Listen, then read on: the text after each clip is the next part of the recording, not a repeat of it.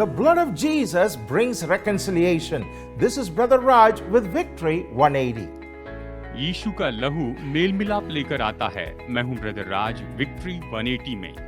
The Bible says, and by him to reconcile all things to himself by him, whether things on earth or things in heaven, having made peace through the blood of his cross. Bible कहती है, और उसके क्रूस पर बहे हुए लहू के द्वारा मेल मिलाप करके सब वस्तुओं का उसी के द्वारा से अपने साथ मेल कर ले, चाहे वे पृथ्वी पर की हो चाहे स्वर्ग में की। Reconciliation means to cover. मेल मिलाप का मतलब है ढाक देना। Our sin requires reconciliation. हमारे मेल मिलाप के लिए, हमारे जो पाप थे उसके लिए मेल मिलाप की जरूरत है। Sin is disobedience to God and contempt for the authority of God. पाप जो है वो तो परमेश्वर के प्रति आज्ञा भंग करना है और परमेश्वर के अधिकार के विरुद्ध में बलवा करना है। Because of sin, we stand guilty before God. पाप के कारण ही तो हम परमेश्वर के सामने दोषी रूप में खड़े होते हैं। But the precious blood of Jesus reconciles us. It covers and removes the sin. लेकिन प्रभु यीशु मसीह का बहुमूल्य लहू हमारा मेल मिलाप करता है, वो हमारे पापों को ढाक देता है, उससे मिटा देता है। It also removes our guilt before God so that we can come to God as His own children. लेकिन साथ साथ में परमेश्वर के सामने हमारी दोष भावना को भी दूर करता है, ताकि हम परमेश्वर की संतान के रूप में बड़े हियाव से उसके सामने आ सके।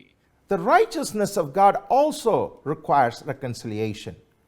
परमेश्वर की धार्मिकता के लिए भी मेल मिलाप की जरूरत होती है। The love of God and the wrath of God are united in reconciliation. परमेश्वर का प्रेम और परमेश्वर का क्रोध इस मेल मिलाप में एक साथ जोड़ा जाता है। Even though man has sinned, God loves him.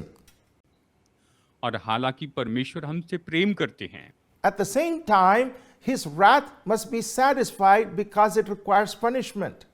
क्योंकि इसी के साथ साथ जरूरी है कि उसका जो क्रोध है वो भी पूरा किया जाए, क्योंकि पाप के कारण दंड आना जरूरी है। So Jesus Christ and his blood is the only thing that can satisfy the love of God and the wrath of God. क्योंकि अभी यीशु मसीह का लहू ही है जो परमेश्वर के प्रेम को और परमेश्वर के क्रोध को संतुष्ट कर सकता है। By his substitutionary death and by shedding his blood, अपने हमारे बदले में जो प्रभु यीशु मसीह मरे और उसने जो अपना लहू बहाया, उसके द्वारा he has satisfied divine punishment and the wrath of God.